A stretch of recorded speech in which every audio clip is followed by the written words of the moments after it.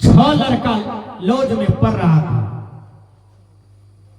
और 6 मित्र था।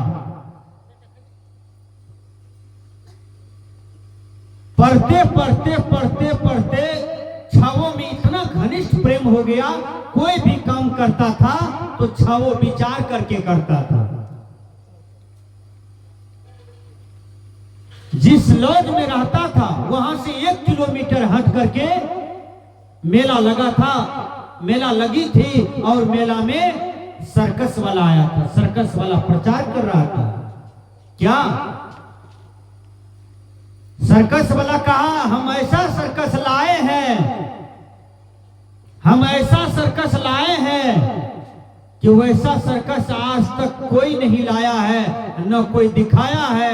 इतना तराम झराम मारा कि क्षेत्र से बहुत लोग जुटे, टाका टिकट दे दे करके लोगों की भीड़ हुई। वो 6 लड़का सोचता है कि मित्र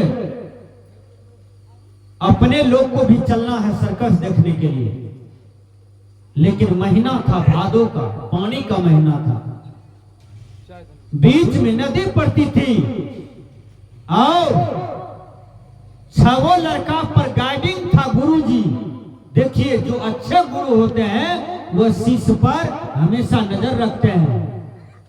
जो अच्छे बाप होते हैं अपना बेटा पर नजर गड़ाते हैं। जो अच्छा दादा होते हैं तो पोता को हमेशा सुधारते रहते हैं कि पोता जब कोई बड़े आ जाए तो कुर्सी देना बैठने के लिए, पीढ़ा देना बैठने के लिए, 1 गिलास पानी देना बेटा और प्रणाम करना, ताकि कहेगा कि दादाजी इतना बढ़िया संस्कार दिया है,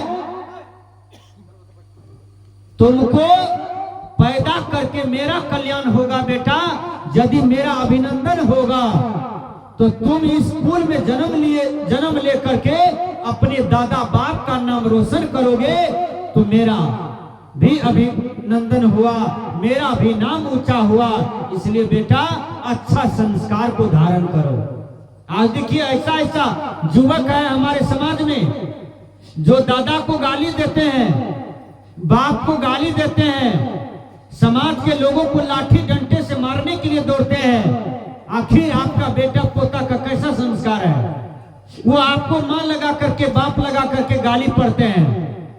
विचार कीजिए, विचार कीजिएगा। 2 भाई में थोड़ा तू मैं होने लगा, ठीक से समझिए।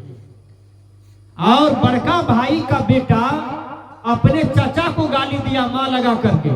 विचार कीजिएगा, बड़का भाई का बेटा गाली दिया चाचा जी को मां लगा करके और उसका बाप सुनता रहा।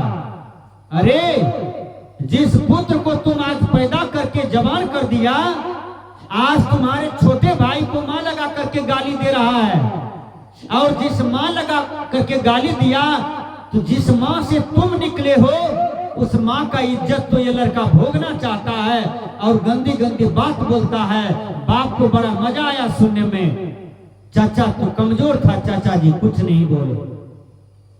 चाचा जी सोचा कि मैं कमजोर हूं इसलिए मैं नहीं बोलूंगा। बड़ा प्रोत्साहन किया अपने भतीजा का, बहुत प्रोत्साहन किया। चाचा जी बहुत बढ़िया तुमने बेटा किया, हमको गाली दे करके तुम बहुत नीचा कर दिया समाज में। देखिए कहता है जिसका मुंह बहसल है वो अपना पराया का भी उसको बोध नहीं रहता है। जब वो लड़का का शादी हो गया, उसकी पत्नी आई तो 2 साल के बाद अपना ही बाप को मां लगा करके गाली देना शुरू कर दिया। यदि वही अच्छा बाप रहता तो जिस दिन वो अपना चाचा को गाली दिया था उसी दिन 5 थप्पड़ मुंह में मारता। रे तू मां लगा करके गाली दे रहा है, और जिसको मां लगा करके गाली दे रहा है वो भी तो मेरी ही मां है, मैं भी तो उसी से निकला हूं। वो भुगतना आज नहीं भुगतना पड़ता, वो नजारा आज नहीं देखना पड़ता। अब बापे को वो गाली दे रहा है। सजना, कहने का भाव है कि हम बाल बच्चा पैदा करते हैं तो मैंने कहा मनुष्य बाल बच्चा पैदा करते हैं, लेकिन उन्हें अच्छा संस्कार देना चाहिए। अच्छा संस्कार की नजरिया से परिवार भी अच्छा होता है। आपने सुना होगा कि हमें तो अपनों ने लूटा, गैरों में दम कहां था। मेरी किश्ती वहीं डूबी थी जहां पानी कम था। अपनों को अपनों ने ही लूटा है, अपनों को अपनों ने ही दुख दिया है, अपनों को अपनों ने ही टेंशन दिया है। सजनों, यह बड़ा मूल विषय है, बड़ा गुड़ विषय है। एक बार मैं प्रवचन कर रहा था, पूर्णिया जिला और ये पिपरा त्रिवेणीगंज से आगे पड़ता है, मोहनिया बस्ती। वहां जब मैं गया तो प्रवचन 2 घंटा का हुआ मेरा। उसके बाद जब मैं मंच पर से उतरा तो एक आदमी आए और मेरे पांव पकड़ करके रोने लगे जोर से। मैंने कहा क्या हुआ आपको? कहा बाबा मुझे एक ही बेटा था और इसी आंगन में मैं टट्टी लगा रहा था। मैं 2 भाई हूं और बड़ा भाई का बेटा किया इतना मोटा रड लेकर के आया, मेरा बेटा के कपार पर मार दिया। कहा तो मेरे जमीन में टट्टी लगा रहे हो? और कपार में जब रड लगा तो मेरा बेटा वहीं पर पलट मर गया। 5 मिनट के अंदर में मर गया मेरा बेटा, छलपटा करके यही आंगन में। यही 1 महीना होता है। किसने लूटा उसको? पराया आदमी लूटा। अपनों ने अपनों को लूटा, अपनों ने अपनों को हत्या किया। मनुष्य धन का इतना आशिक हो गया है, टका का इतना गुलाम हो गया है, रुपया का इतना गुलाम हो गया है कि रिश्ता नाता को भी लात मार रहा है। अपनों को समझ नहीं रहा है कि अपना क्या है और पराया क्या है। विचार कीजिएगा, हमें तो अपनों ने लूटा, गैरों में दम कहां था। गैर ने मुझे नहीं कुछ कहा, गैर ने नहीं मुझे लूटा, गैर ने मुझे टेंशन नहीं दिया। लूटा तो अपनों ने लूटा, जान मारा तो अपनों ने मारा। आज माँ बाप को कौन दुख देता है? बेटा पुतोह दुख दे रहा है, समाज के लोग दुख देने नहीं आता। सोनापुर फारबिसगंज के लोग दुख देने आता है आंगन में। अरे हमें तो अपनों ने लूटा, माँ बाप को भी दुख देने वाला वही बेटा पुतोह है। विचार कीजिएगा, इस देश को दुख देने वाला कौन है? तो वो अमेरिका का नेता नहीं है, वो रूस ब्रिटेन का नेता नहीं है। यदि यह देश में दुख है, अशांति है, टेंशन है, तो उसको कौन देने वाला है? तो यही का नेता देने वाला है। विचार कीजिएगा। इसलिए प्रत्येक व्यक्ति को आज जगना होगा, तभी एक सशक्त समाज बनेगा।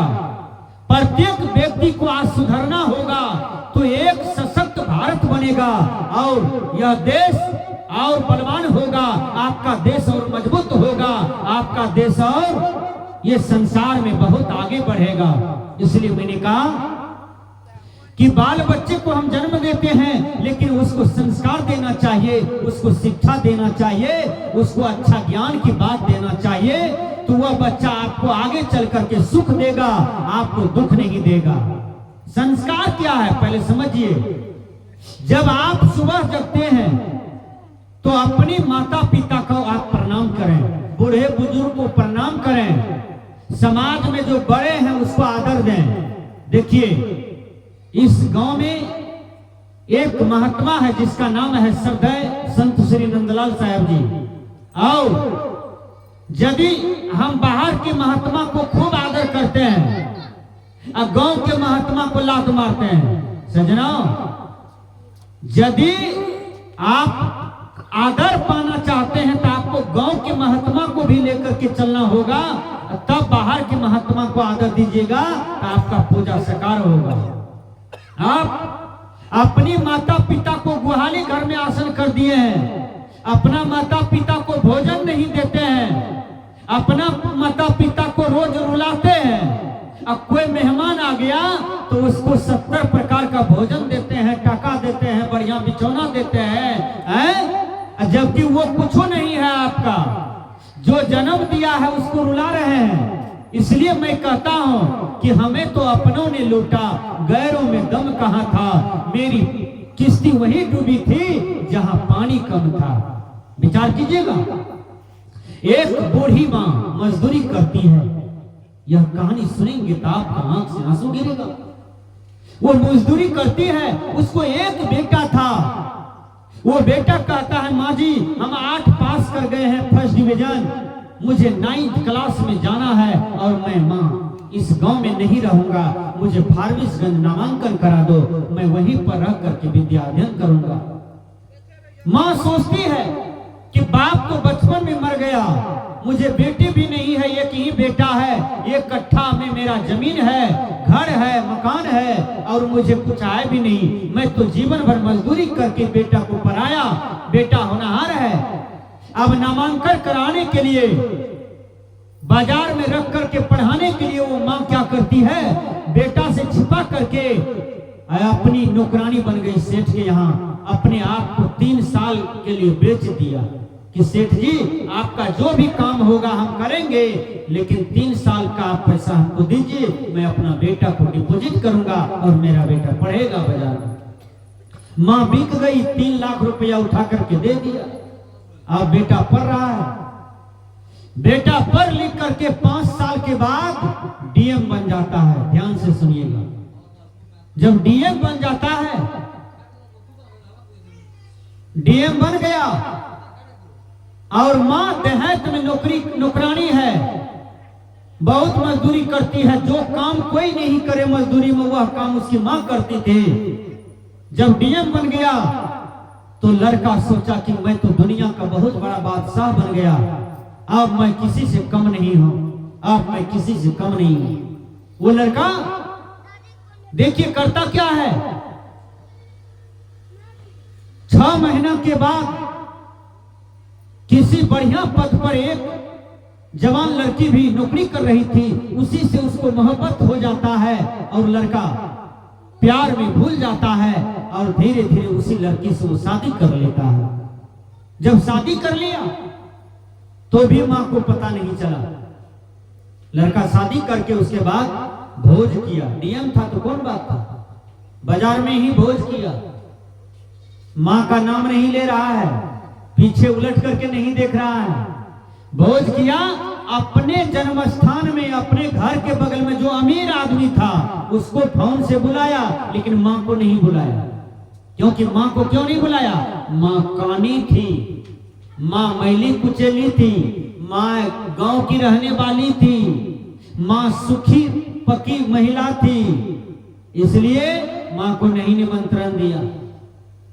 अब जिस लड़की से शादी किया 1 साल के बाद उनसे एक बालक पैदा लेता है।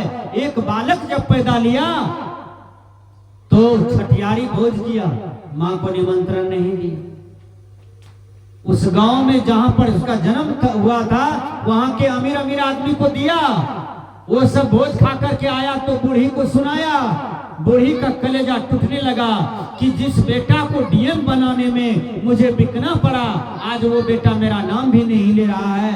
4 साल से हमारा बेटा हमको टोक भी नहीं रहा है। कारण क्या है, क्योंकि वो लड़का तो बहुत ऊंचा पहुंच चुका था, कुछ आकाश में और कुछ देख रहा था।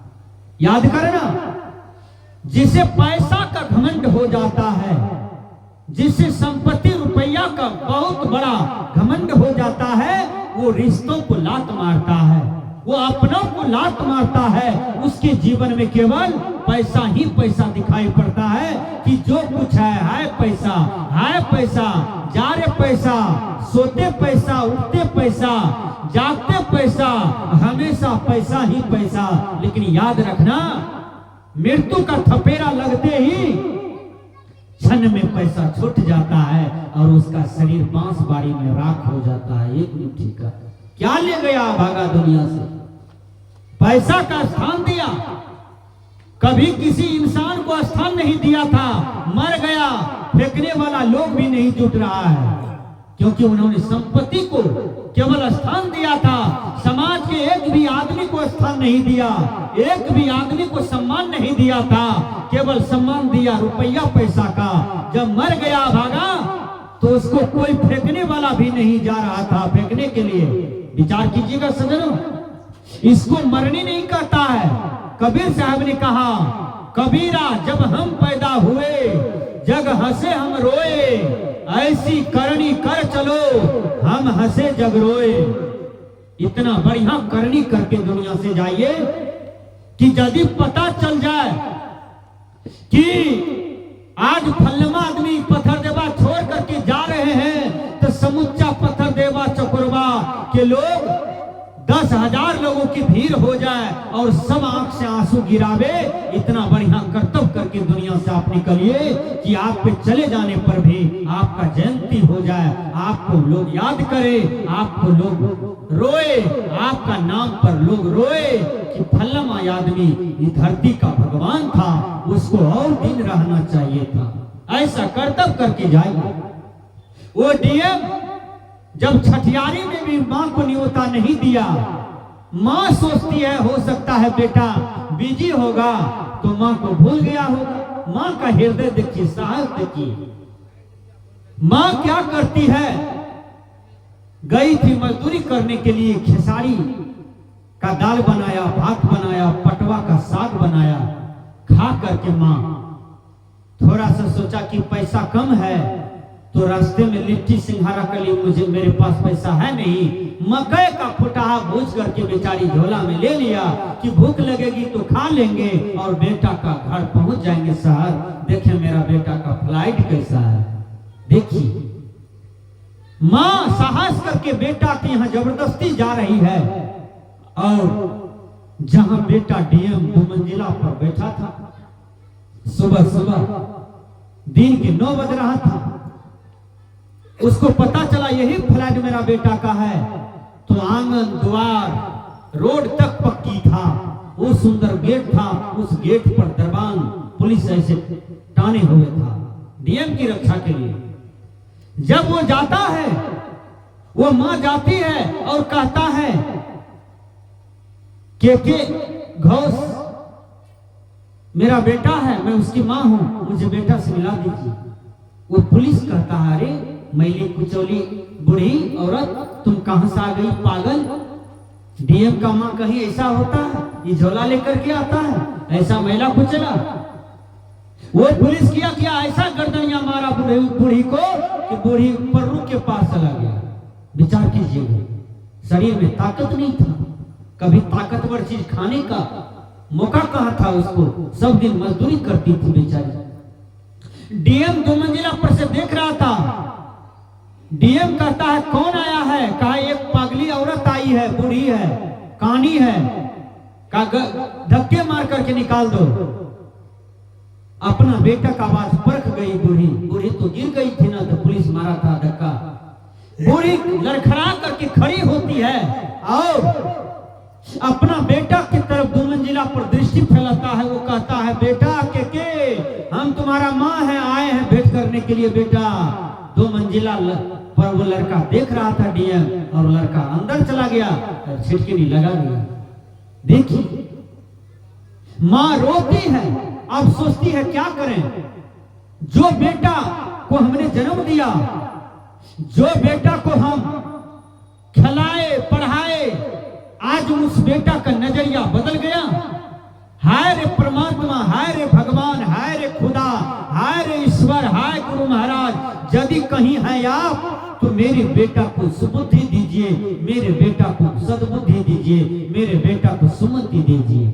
देखिए वो डीएम छिटकिनी लगा लिया, पुलिस धक्के मुक्के मार करके उस बूढ़ी को रोड धरा दिया। बूढ़ी सोचती है एक तो मैं बिना निमंत्रण के आया, सोचा था कि बेटा डीएम बना है, पोता भी हुआ है, पुतहू भी आई है, तीनों से मिलकर के खुशी होगी। और देखिए दुख का सीमा नहीं रहा।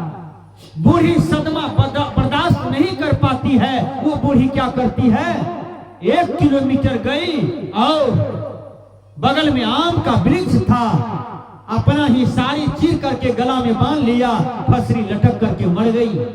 और पुलिस प्रशासन थाना सब आ गए। उसका हेडिंग करते करते पता चला कि डीएम का मां है। विचार कीजिए, पुतहू को पता चला कि मेरी सास फसरी लटक करके मर गई, तो पुतहू आई, अपनी सास को खोल करके ले गया अपने यहाँ, और डीएम मरी हुई मां को थूक फेंक दिया। विचार कीजिएगा। और यह दुर्दशा को देख करके डीएम की पत्नी सोचती है कि अरे पागल, आप संपत्ति के चलते अपनी मां को तिरस्कार किए, मां का अपमान किए, आपको तीनों लोक में कहीं जगह नहीं मिलेगा। विचार कीजिएगा। वो डीएम की पत्नी समझदार थी, बढ़िया घर की बेटी थी। उसको बाद में पता चला ये मेरी सास है। वो अपनी सास का क्रियाक्रम करके और डीएम को थूक फेंक दिया उसके मुख पर। आपकी सूरत को मैं थूकती हूँ, आपके पैसा को मैं थूकती हूँ, आपका सिंदूर को मैं निखारती हूँ, पानी से धोती हूँ और मैं नहरा में वैसे जीवन बिता लूंगी, लेकिन आपके जैसा शैतान के साथ मैं नहीं रहूंगी। अपना पति का त्याग कर दिया। देखिए, और 2-3 साल तक वो डीएम रहा। उसके बाद कागज में कुछ गड़बड़ी हुआ, डीएम पद से उसको हटाया जाता है। फिर वो देखिए माँ का श्राप कैसे पड़ता है।